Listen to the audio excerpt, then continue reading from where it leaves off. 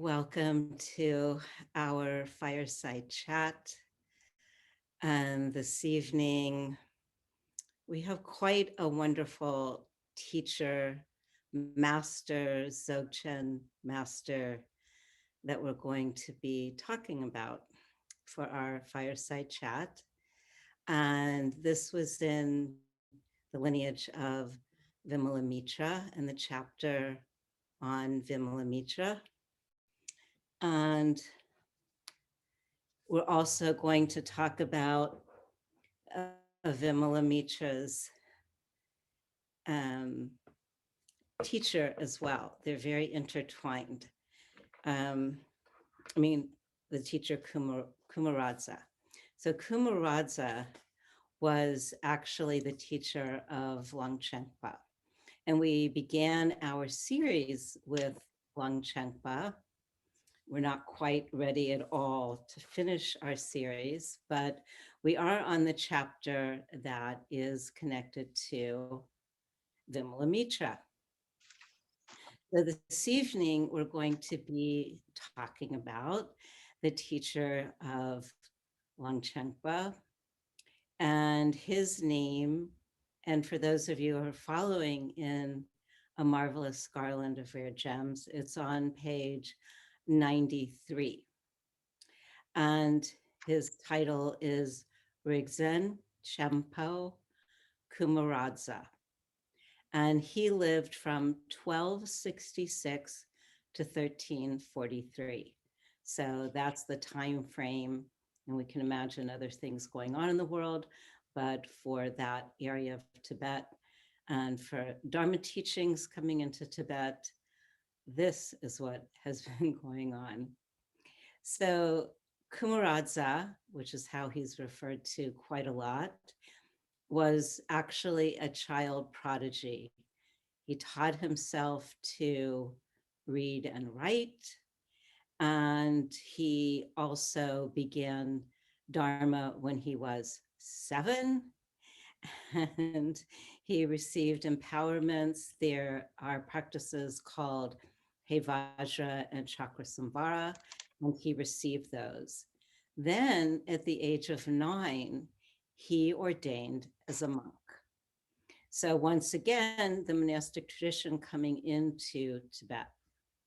And so at the age of 9, he was a lay monastic. And then at the age of 12, he took the full ordination and he studied the Vinaya, as you know, which are all the monks' rules and ways of being as a renunciate. And then he went to study many things.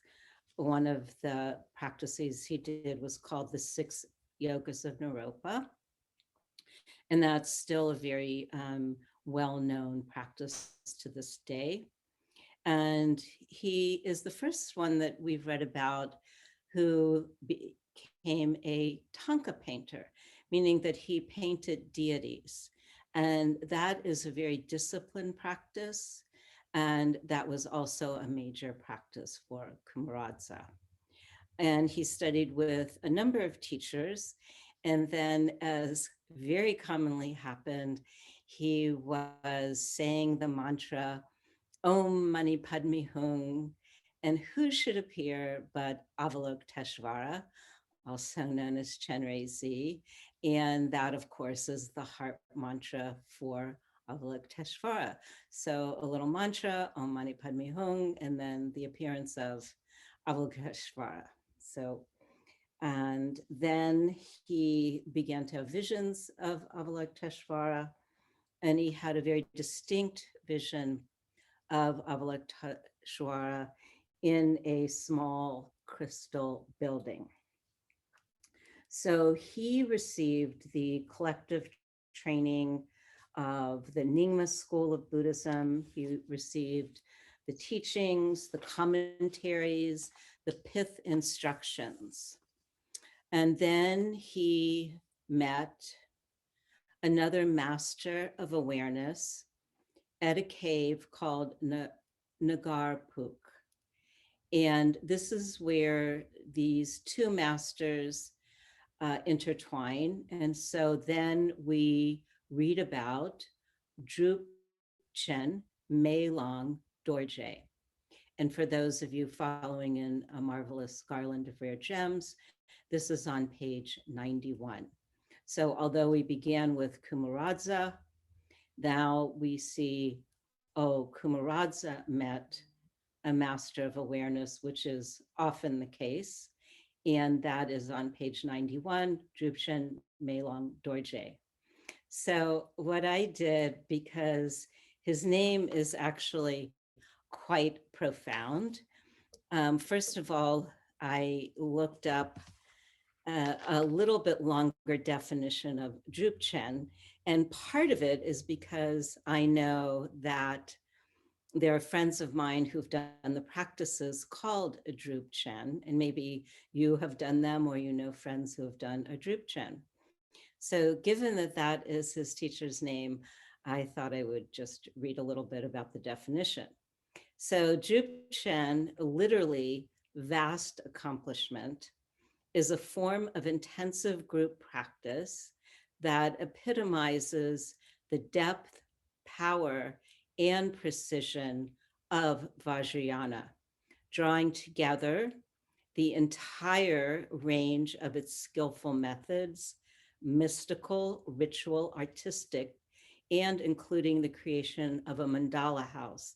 And I don't know if anyone's ever been to a longer retreat. I know I have, where there is a fair amount of time in the beginning of building what is called a mandala house.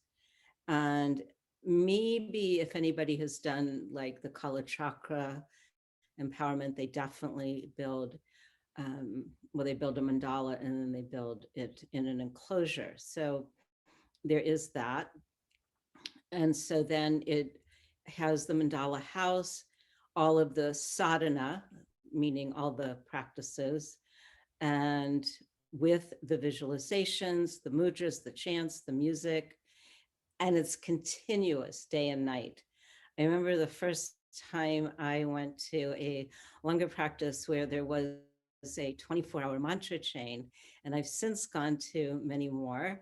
And the mantra chain, if you haven't done one before, you sign up for your hour. And so there's, for Drupchen, there's definitely a mantra chain going on as well. And then there's something called tormas, there's offerings, there's mandalas, there's sacred substances that are consecrated. There's a sand mandala. I think some of you have seen the monks come through who build those beautiful sand mandalas. And this is all blended to create a transcendental environment of the pure realm of the deity and awakening for all of those taking part. And the pure perception of this world becomes a sacred realm. So his name is Drupchen, which is in and of itself would be quite a name. And then his name, where he's commonly referred to, is Meilong Dorje. So Meilong is mirror-like wisdom. And by now, with reading maybe something in Dzogchen or hearing mirror-like wisdom is quite miraculous, shall we say. And then Dorje, there are many ways to talk about Dorje. One is skillful means, and also impenetrable, diamond-like, brilliant, destroys delusion, and reveals truth.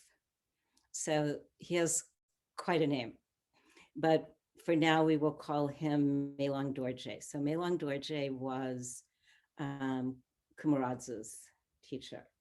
So they met outside of a cave.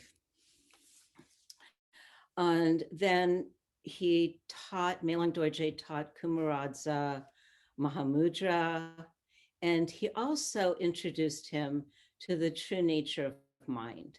And this is really where the transmissions not only begin, but continue, these mind-to-mind transmissions. So when he introduced him to the true nature of mind, it dawned on him total awareness.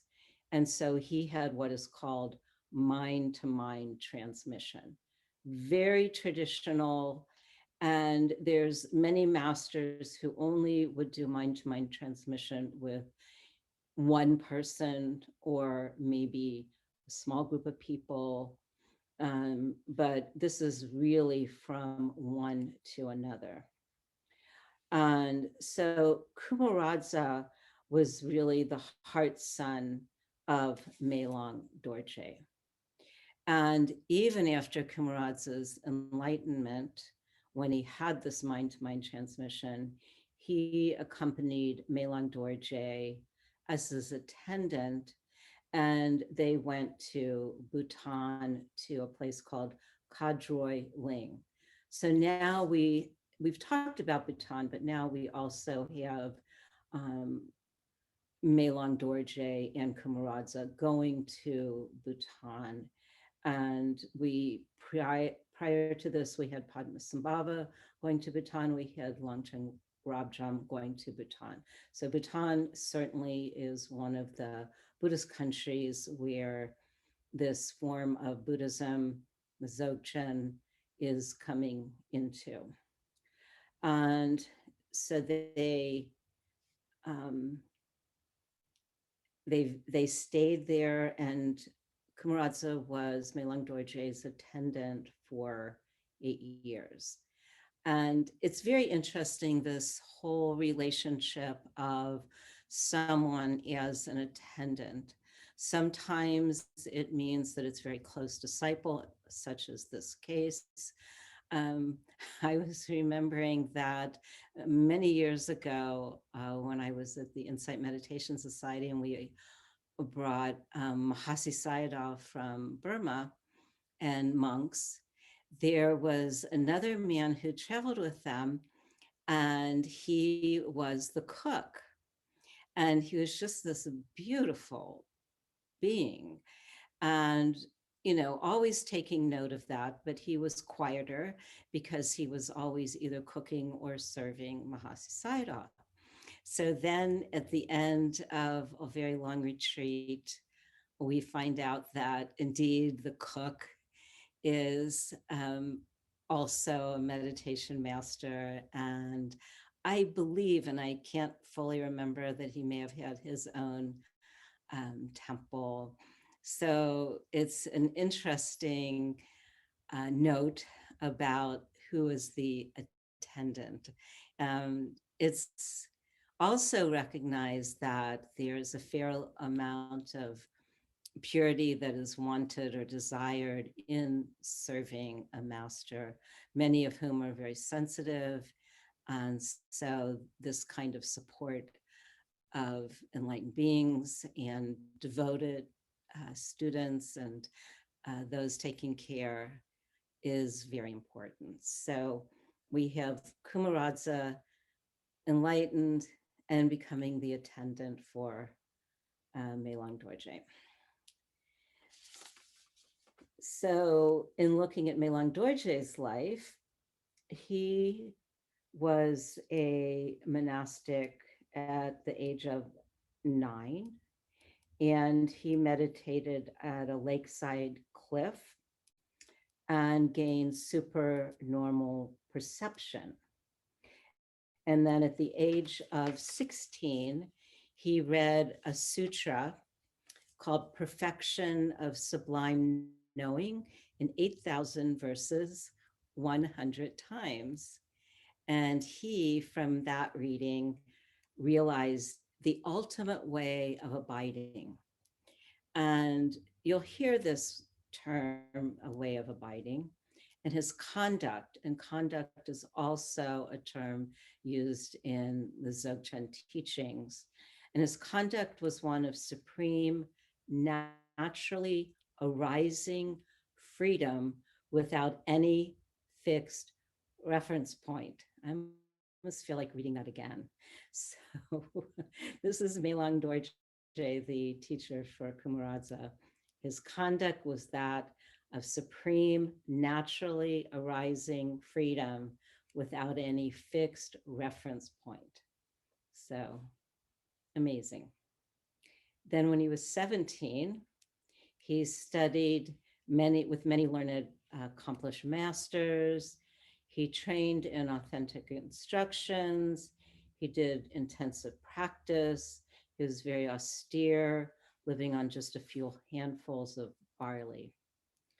And then when he was 18, he met his teacher, who we're going to talk about later, Trulshik Senge Gyapa.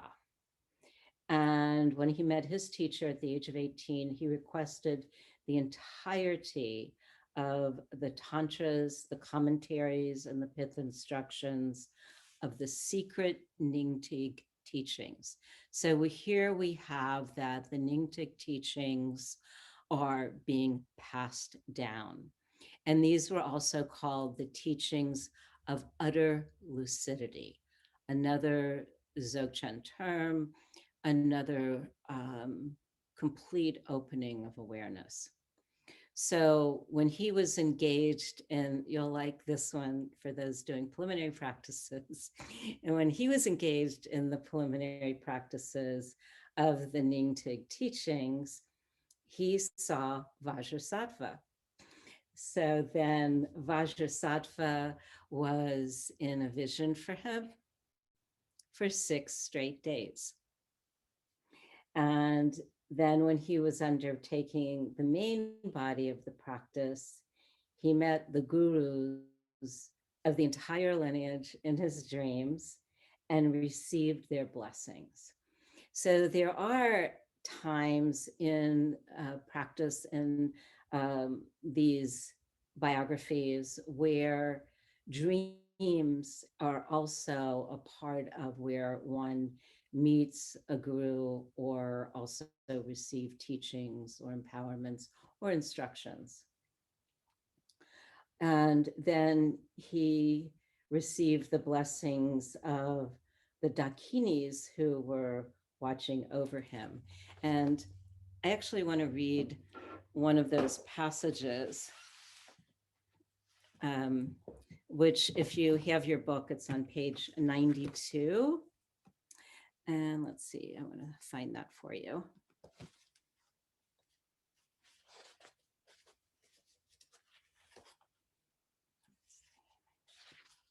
There we go. Okay.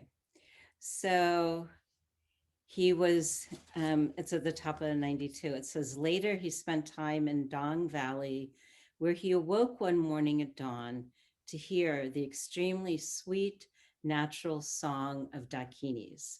And they were singing, how marvelous, in your comfortable bed as you gaze at the ultimate meaning of the true nature of phenomenon, again, his awakening, cut through the ongoing flow of rebirth, O Yogin.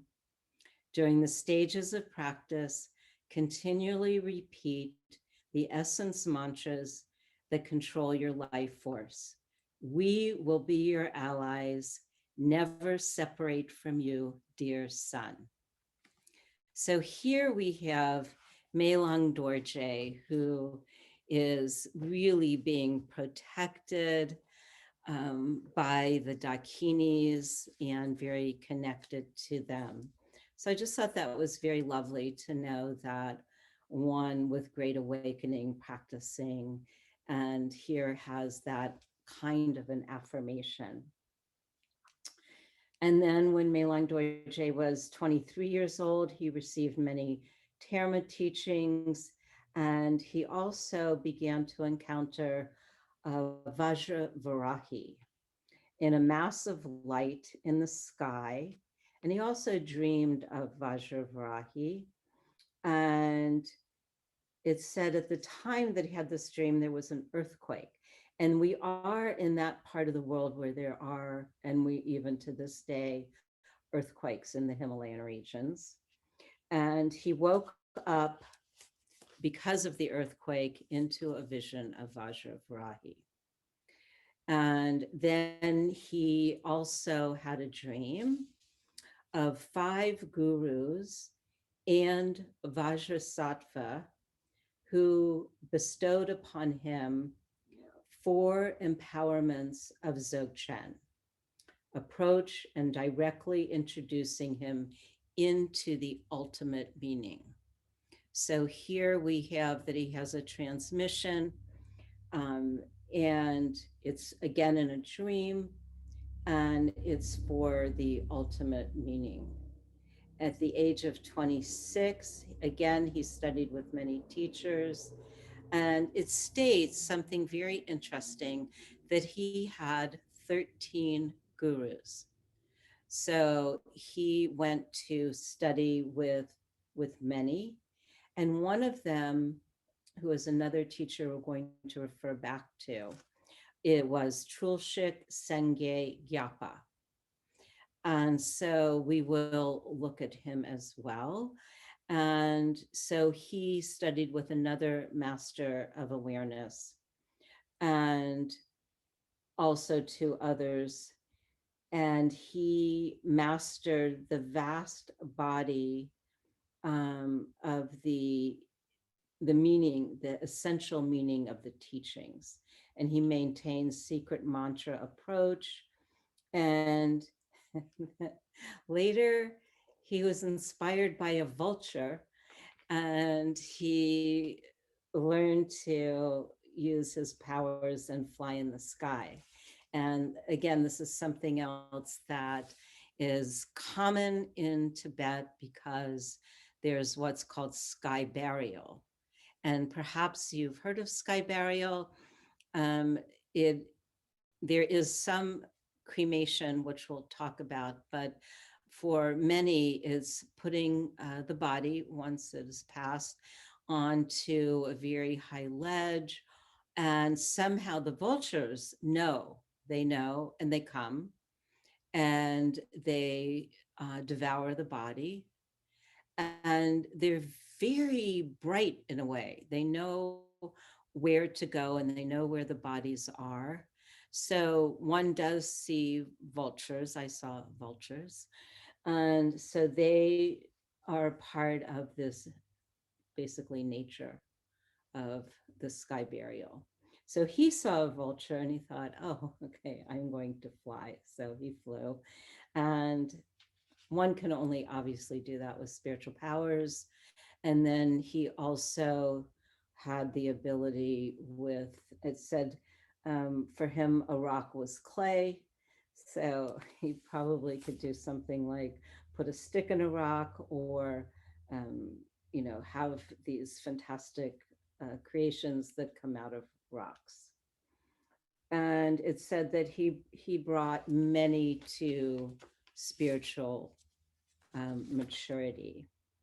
And then he also went on pilgrimages to many holy sites.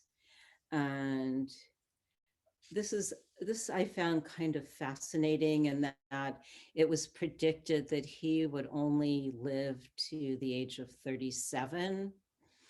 But there was a student named Lopan Kunga, and Lopan Kunga would do prayers for Melan Dorje. And so he lived to the age of 61. And within our practices, we do long life prayers. And this is part of it, is that the prayers from all of us can help. It can help our teachers, it can help the world. And so the prayer lists and praying for others, as we can tell, is very impactful. So long life prayers are very much a part of the practice.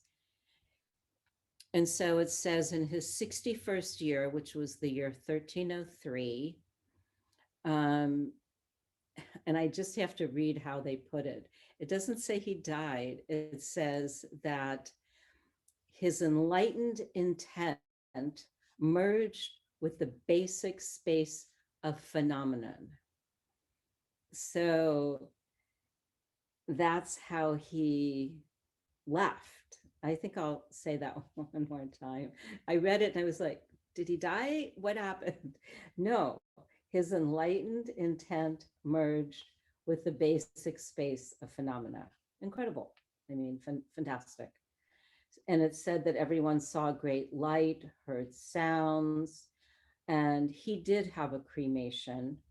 And it said that the sky was very clear and there were marvelous signs, rainbow lights, lattice lights, and that his bones were marked with an ah. For us, that's the letter A. And the ah is in Sanskrit, in Tibetan, is what's called a seed syllable. And the ah in the Tibetan language is the 30th letter of the Tibetan alphabet. It's seen as a vowel and a consonant, and it also represents direct awareness, the sound of enlightenment, the ultimate state of being. It's also when we say ah at the moment of the dissolution into primordial wisdom nature.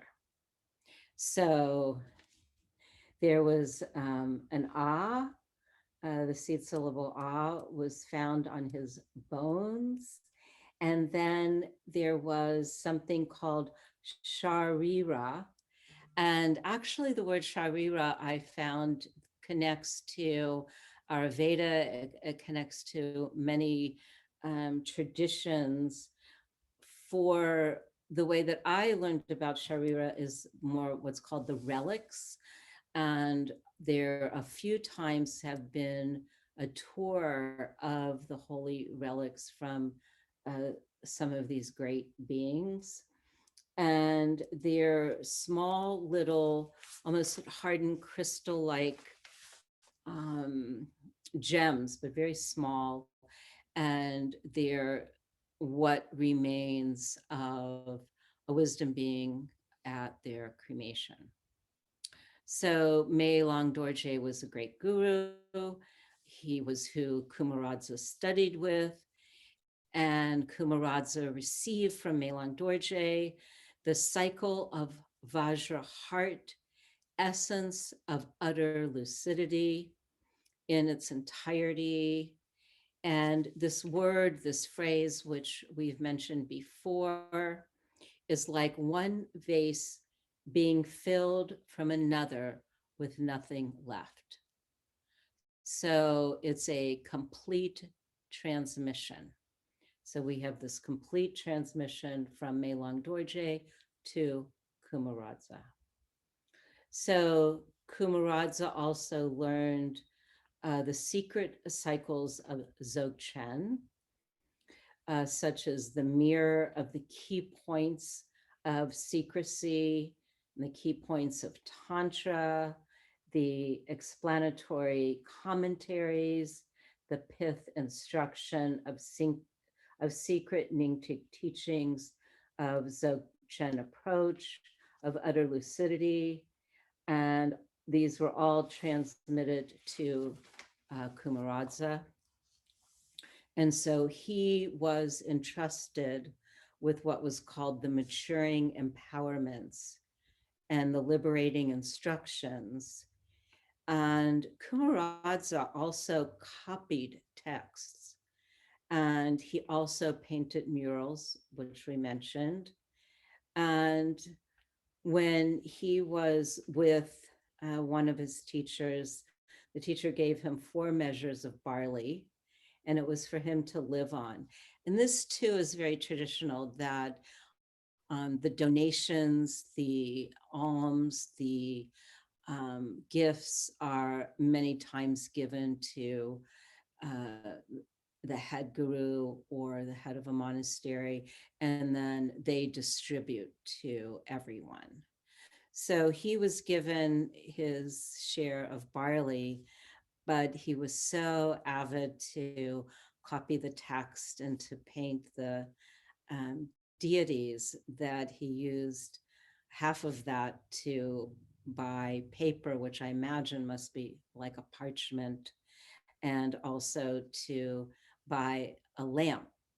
And I was trying to think probably what would the lamp be. I don't know if it's an oil lamp or what kind of lamp would have been in the 1300s in Tibet. But he wanted to stay up at night and copy text and paint deities. And so then and we talked about he was with, um, let's see, Kumaradza went to the Yarlung Valley and he founded a hermitage. When he heard that Meilong Dorje had died, he came back and did a memorial. And then he went on pilgrimage.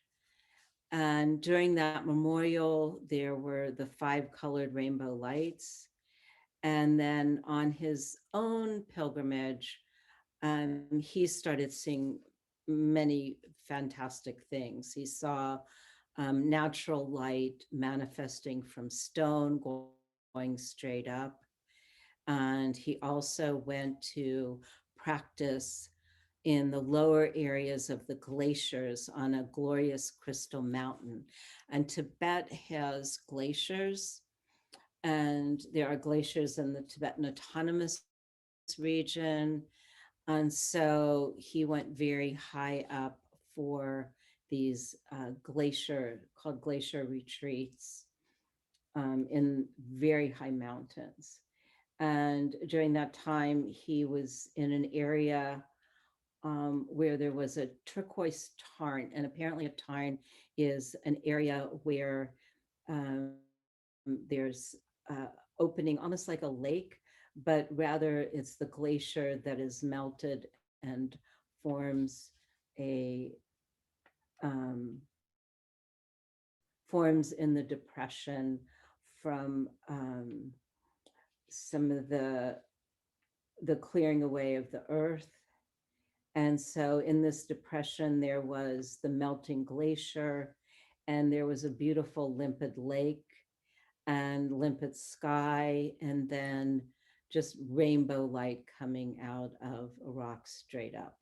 So his practices brought the demonstration of accomplishment. And this is how it presented itself, is the rainbow lights. The Karmapa, and as you know, there's the lineage of the Karmapa. So the Karmapa of that time invited Kumaradza to Sorpu, and Kumaradza, who was a teacher of Longchenpa, was also a teacher for the Karmapa at that time. He gave him explanatory commentaries, tantras, instructions in Nyingma teachings, and Kumaradza went even further, and he requested more teachings, one called Lamp of the Eye of Meditative Stability. So this terminology, meditative stability, which we know in many different traditions, in the Dzogchen tradition is known as the stabilization of the view and of pure awareness. So this lamp of the eye of meditative stability has a very deep meaning. And so he was very learned, and he also learned the spiritual teachings from mountain retreat by Yogi Gönpa, Yogan Gönpa. And there are other teachers who have written teachings for a mountain retreat. I know Dudjom Rinpoche has written teachings for a mountain retreat. And so there's very specific guidelines when one is doing intensive practice. Many of us know that. And these are in writing.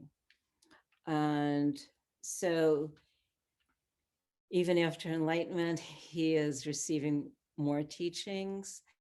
And I can remember hearing about in more recent time, Dilgo Khyentse Rinpoche, who would always want to receive the teachings of whatever masters he was meeting and was with. And so then Kumaradza spent 8 months at a turquoise lake sacred to the Nyingma tradition and resting his mind in true nature. And at that point, the deity Zambala, and Zambala is the deity who is known for wealth. And I can remember many years ago, a teacher named Kusum Lingpa came to the United States. And one of the first things he taught was Zambala. And he said it's very important for people to have their stability in terms of enough food, a good living situation, enough money. And so he would give the empowerment of Zambala.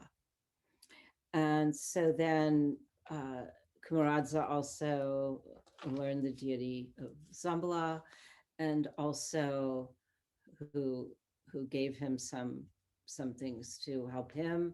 And then a local god helped to shelter him. And there were many miraculous signs at this lake. And again, 5-colored lights, and then a description of large yellow bubbles dissolving into each other.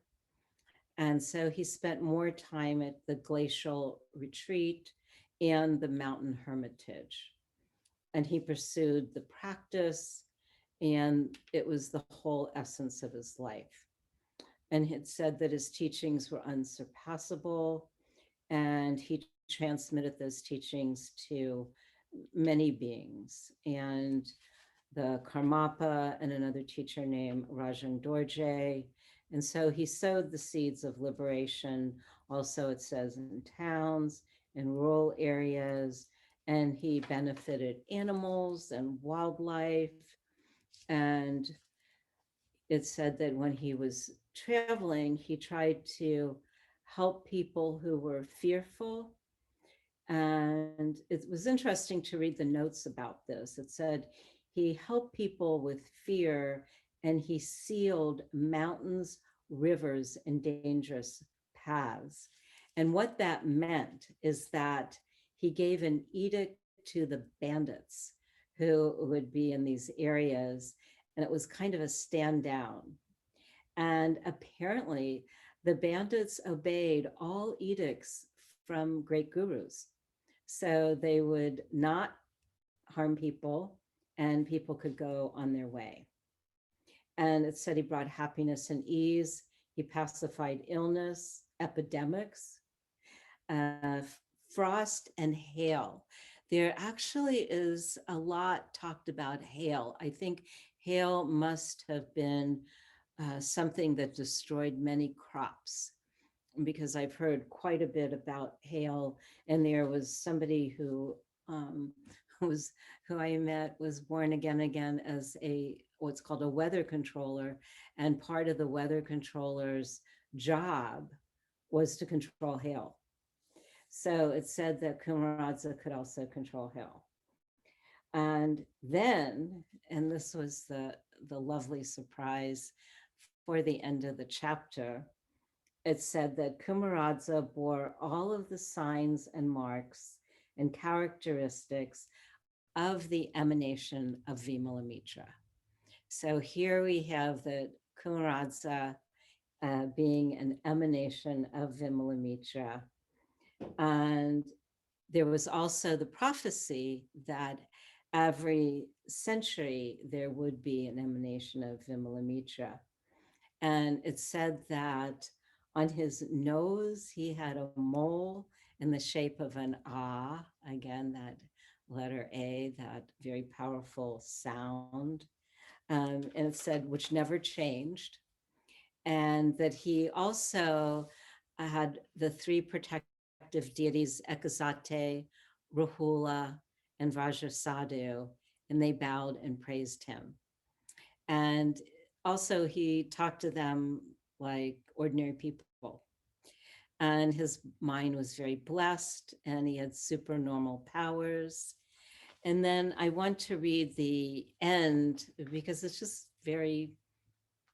it's very amazing, actually. So we have on, I believe it's page 96, yes, okay. So I'm going to read a few passages on 96 and 97. So it said, I found this very fascinating because given that they are talking about an incarnation and emanation of Vimalamitra every century, it says at the time that Kumaradza was awakened, it says at the time, the definitive points of the Nyingtig teachings had been diluted by intellectual faults of various teacher. And Kumaradza clearly distinguished himself from those who behaved erroneously by blurring the distinction between these points and the view and the meditation of the Mahamudra approach and another school called Zihi, the 6 techniques of union, the Kala chakra cycle, and so forth. So he elucidated the philosophical tenets of the most secret, unsurpassable approach. And all of those fortunate people who came under his compassionate care manifested rainbow lights and relics upon passing away. And again, these relics. And so those around them gained conviction. And these events showed again that he was indeed an actual emanation of Vimalamitra. So he kind of had to come and straighten everybody out and um, you know, be Vimalamitra. And then it said that he was acting to benefit beings in his physical body. Kumaradza lived to the age of 78. And then at sunrise on the 25th day of the middle month of autumn in the female water sheep year, he passed away at the hermitage of, of Dong Valley in Dakpo. The occasion was marked by countless amazing marvels, such as sounds coming out of nowhere, networks and pavilions of 5 colored lights, and his faithful students sat before him as his attendant was Gomdar, foremost among them. Again, that's a very well respected attendant. And responding to their supplications with his innate compassion, Kumaradza awoke in an instant as though from sleep. Sitting up cross legged, he smiled and said to them, "None of you should grieve, for I have not died." So I don't know if we say coming back from the dead or never died, but here he is. And it said later, with no sign of illness or pain, he granted audiences, gave appropriate advice to benefit all.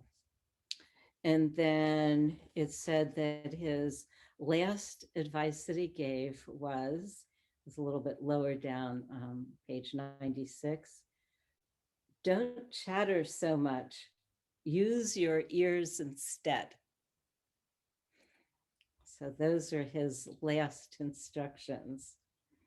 It said he never spoke again, but sat smiling in the posture of a crouching sage with his eyes in the gaze of the Dharmakaya.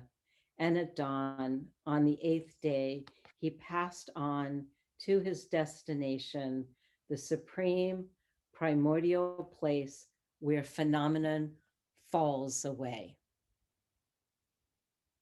So that was his profound passing. And then it says that Kumaraja sat in that state until the 25th, when his remains were cremated. So he was cremated. And at his cremation, the sky was extremely clear, countless interlacing light rays. His skull remained whole among the ashes, and inside it was a mandala of the 5 Buddha families.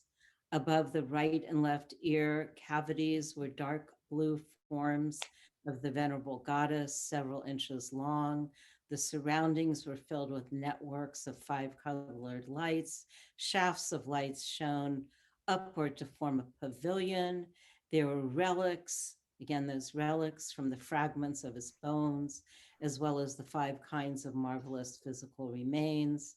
These great, amazing events moved many beings to faith and devotion. And then, in the wake of Kumaradza's passing, a stupa was built. And during the month-long memorial service that followed, the sky remained clear with countless light rays appearing in the west. So that was Kumaradza and his teacher, Melong Dorje. So with such magnificence, we'll complete our recording, and we'll turn off our recording, and we will start our dialogue, our questions and answers, our